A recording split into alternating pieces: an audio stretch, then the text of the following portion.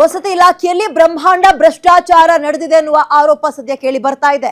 ಸ್ವಪಕ್ಷದ ಸಚಿವರ ವಿರುದ್ಧವೇ ಬಿಆರ್ ಪಾಟೀಲ್ ಕೆಂಡ ಕಾರಿದ್ದಾರೆ.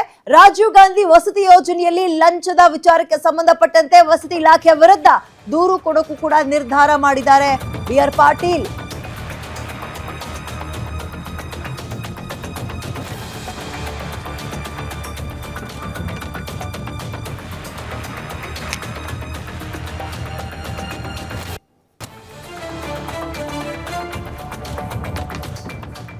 ವಸತಿ ಇಲಾಖೆಯ ವಿರುದ್ಧ ದೂರು ಕೊಡೋಕೆ ಬಿಆರ್ ಪಾಟೀಲ್ ನಿರ್ಧಾರ ಮಾಡಿದ್ದಾರೆ.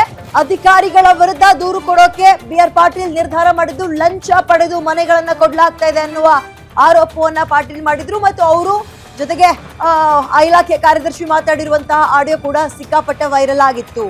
ರಾಜೀವ್ ಗಾಂಧಿ ವಸತಿ ಯೋಜನೆಯಲ್ಲಿ ಬಡವರಿಗೆ ಮನೆಯನ್ನ ಅಥವಾ ವಸತಿಯನ್ನ ಕೊಡುವಂತಹ ವಿಚಾರಕ್ಕೆ ಸಂಬಂಧಪಟ್ಟಂತೆ ಭ್ರಷ್ಟಾಚಾರ ಆಗಿದೆ.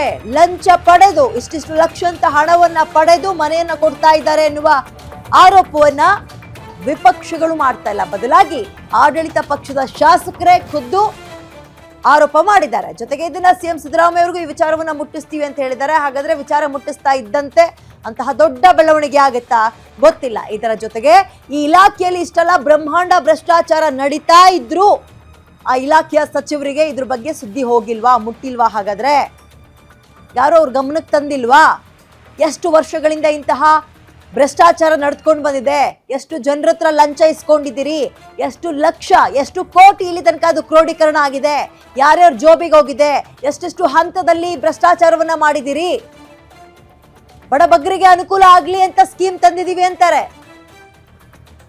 ಇದು ಸ್ಕೀಮ್ ಸರ್ಕಾರವ ಅಥವಾ ಏನ್ ಮಾಡಕ್ ಹೊರಟಿದ್ದಾರೆ ಅನ್ನುವಂತಹ ಪ್ರಶ್ನೆನ ವಿಪಕ್ಷಗಳು ಕೂಡ ಮಾಡ್ತಾ ಇದ್ದಾವೆ. ಈಗ ಜಮೀರ್ ಅಹಮದ್ ಖಾನ್ ಸಚಿವರು ಆ ಇಲಾಖೆಯನ್ನು ನಡೆಸ್ತಾ ಇರುವಂತವ್ರು ಅವ್ರ ಗಮನಕ್ಕೆ ಬಂದಿಲ್ವಾ? ಹಾಗಾದ್ರೆ ಬಂದ್ರೆ ಈಗ ಯಾವ ರೀತಿ ಆಕ್ಷನ್ ತಗೊಳ್ತಾರೆ, ಯಾರ ವಿರುದ್ಧ ಆಕ್ಷನ್ ತಗೊಳ್ತಾರೆ?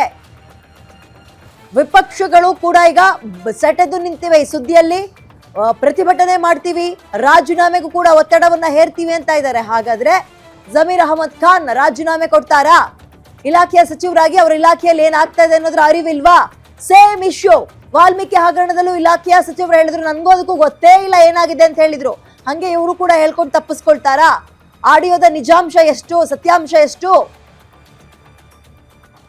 ಮತ್ತು ಇದನ್ನ ಯಾರೋ ವಿರೋಧ ಪಕ್ಷದವರು ಈ ರೀತಿ ಆರೋಪ ಮಾಡ್ತಾ ಇದ್ದಾರೆ ಅಂದ್ರೆ ಆಯ್ತು ಬಿಡ್ರಪ್ಪ, ತನಿಖೆ ಆಗ್ಲಿ, ತನಿಖೆ ಆದ್ಮೇಲೆ ಇವ್ರದೆಷ್ಟು ನಿಜ ಅವ್ರದೆಷ್ಟು ಸುಳ್ಳು ಅಂತ ಗೊತ್ತಾಗ್ಲಿ ಅನ್ಬೋದಿತ್ತು. ಬಟ್ ಹಾಗಲ್ಲ.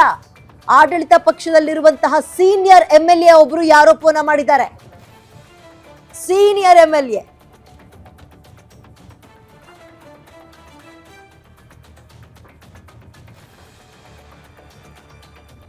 ಓಕೆ, ಹಾಗಾದ್ರೆ ಈ ಪ್ರಕರಣ ಎಲ್ಲಿ ತನಕ ಹೋಗಿ ನಿಂತ್ಕೊಳ್ಳುತ್ತೆ ಪ್ರಶ್ನೆ ಇದೆ. ಯಾರ ತಲೆದಂಡ ಆಗುತ್ತೆ? ಉತ್ತರ ಸಿಗಬೇಕಿದೆ. ಸರ್ಫರಾಜ್ ಜಮೀರ್ ಅವರ PA ಅವ್ರ ಜೊತೆಗೆ ಬಿಆರ್ ಪಾಟೀಲ್ ಅವರು ಆಳಂದ ಶಾಸಕರು, ಸೀನಿಯರ್ MLA ಕೂಡ ಕಾಂಗ್ರೆಸ್ನಲ್ಲಿ, ಅವರು ಮಾತಾಡಿದ್ದಾರೆ. ರಾಜೀವ್ ಗಾಂಧಿ ಹೌಸಿಂಗ್ ಕಾರ್ಪೊರೇಷನ್ ವಿಚಾರವಾಗಿ ಮನೆಯನ್ನ ಹಂಚಬೇಕಾದ್ರೆ ಭ್ರಷ್ಟಾಚಾರ ಆಗಿದೆ, ಲಂಚ ಇಸ್ಕೊಂಡಿದ್ದಾರೆ ಅಂತ ವಿಪಕ್ಷ ಬಿಜೆಪಿಗೆ ಮತ್ತೆ JDSಗೆ ಹೊಸ ಅಸ್ತ್ರ ಸಿಕ್ಕಿದೆ. ಈಗ ಜಮೀರ್ ರಾಜೀನಾಮೆ ಕೊಡ್ಲೇಬೇಕು ಅಂತ ಪಟ್ಟು ಹಿಡಿತಾ ಇದ್ದಾವೆ. ಈ ಅವ್ಯವಹಾರದಲ್ಲಿ ಜಮೀರ್ ಅಹಮದ್ ಅವರ ಪಾತ್ರವೂ ಇದೆ. ಯಾಕಂದ್ರೆ ಇಲಾಖೆಯನ್ನ ಹ್ಯಾಂಡಲ್ ಮಾಡ್ತಾ ಇರೋದು ಅವರೇ ಅಲ್ವಾ ಸಚಿವರು. ಸಚಿವರಿಗೆ ಮಾಹಿತಿ ಇಲ್ಲದೆ ಇದೆಲ್ಲ ನಡೆದಿರಲ್ಲ ಅಂತ ಬಿಜೆಪಿ ಪಟ್ಟು ಹಿಡಿದಿದೆ ಅವರ ರಾಜೀನಾಮೆಗೆ. ಇದರಲ್ಲಿ ಸಚಿವ ಜಮೀರ್ ಅಹಮದ್ ಅವರ ಪಾತ್ರವೂ ಇದೆ ಅಂತ ವಿಪಕ್ಷಗಳು ಪಟ್ಟು ಹಿಡಿದಿದ್ದು, ಜಮೀರ್ ಈಗಲೇ ತಕ್ಷಣವೇ ರಾಜೀನಾಮೆ ಕೊಡಬೇಕು. ಸಿಎಂ ಸಿದ್ದರಾಮಯ್ಯನವರೇ ನೀವು ಕೂಡ ನೀವು ಅವರ ರಾಜೀನಾಮೆಯನ್ನ ಪಡೀರಿ, ಹಾಲಿ ಹೈಕೋರ್ಟ್ ನೇತೃತ್ವದಲ್ಲಿ ತನಿಖೆ ಆಗಲಿ ಅಂತ ಬಿಜೆಪಿ ಪಟ್ಟು ಹಿಡಿದಿದೆ. ಈಗ ನ್ಯಾಯಾಂಗ ತನಿಖೆಗೆ ಬಿಜೆಪಿ ನಾಯಕರು ಒತ್ತಾಯ ಮಾಡ್ತಾ ಇದ್ದು, ಹಾಲಿ ಕೋರ್ಟ್ ಅಂದ್ರೆ ಸಿಟ್ಟಿಂಗ್ ಜಡ್ಜ್ಗಳಿಂದಲೇ ತನಿಖೆ ಆಗ್ಲಿ ಅಂಡ್ ಅಲ್ಲಿ ತನಕ ಇಲಾಖೆಯ ಸಚಿವರಾಗಿ ಅವರು ಮುಂದುವರಿಯೋದು ಬೇಡ, ರಾಜೀನಾಮೆಯನ್ನ ತಗೊಳ್ಳಿ ಅಂತ ಬಿಜೆಪಿ ಪಟ್ಟು ಹಿಡಿತಾ ಇದೆ. ಇದಕ್ಕೆ ರಾಜ್ಯ ಸರ್ಕಾರ ಮತ್ತು ಸಿಎಂ ಯಾವ ರೀತಿಯಾಗಿ ಉತ್ತರವನ್ನ ಕೊಡ್ತಾರೆ ಅನ್ನುವಂಥದ್ದು ಕುತೂಹಲ ಮೂಡ್ತಾ ಇದೆ. ಇಲ್ಲಿ ಈ ಇಲಾಖೆಯಲ್ಲೂ ಕೂಡ ಹಾಗಾದ್ರೆ ದೊಡ್ಡ ಮಟ್ಟದಲ್ಲಿ ಹಗರಣ ನಡೆದಿದೆ ಅನ್ನೋದಾದ್ರೆ ಯಾರದರ ತಲೆದಂಡ ಆಗುತ್ತೆ? ಪ್ರಮುಖವಾಗಿ ಆಗ್ಬೇಕಾಗಿರೋದು ಇಲಾಖೆಯ ಉಸ್ತುವಾರಿಯನ್ನು ವಹಿಸುವಂತವ್ರಿಗಲ್ವಾ? ಇಲಾಖೆಯನ್ನ ಯಾರು ಜವಾಬ್ದಾರಿ ಹೊತ್ಕೊಂಡಿದ್ದಾರೆ ಅವ್ರದ್ದು. ಹಾಗಾಗಿ ಜಮೀರ್ ಅಹಮದ್ ಅವರ ರಾಜೀನಾಮೆ ಪಡೆದುಕೊಳ್ಬೇಕು ನೀವು ಅಂತ ಬಿಜೆಪಿ ಪಟ್ಟು ಹಿಡಿದು ನಿಂತಿವೆ. ಮತ್ತು ಹೊಸ ಅಸ್ತ್ರ ಕೂಡ ಸಿಕ್ಕಂತಾಗಿದೆ.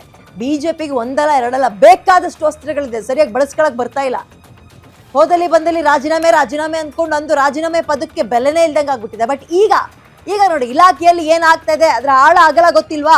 ಯಾರು ಬರ್ತಾ ಇದ್ದಾರೆ, ಯಾರು ಹೋಗ್ತಾ ಇದ್ದಾರೆ, ಎಷ್ಟು ದುಡ್ಡು ಇಸ್ಕೊಳ್ತಾ ಇದ್ದಾರೆ, ಬಡವರಿಗೆ ಸರಿಯಾಗಿ ಯೋಜನೆಗಳು ಸಿಗ್ತಾ ಇದೆಯಾ, ಇದನ್ನೇ ಅಲ್ವಾ ನೋಡ್ಕೋಬೇಕಾಗಿರೋದು ಇಲಾಖೆ ಸಚಿವರು.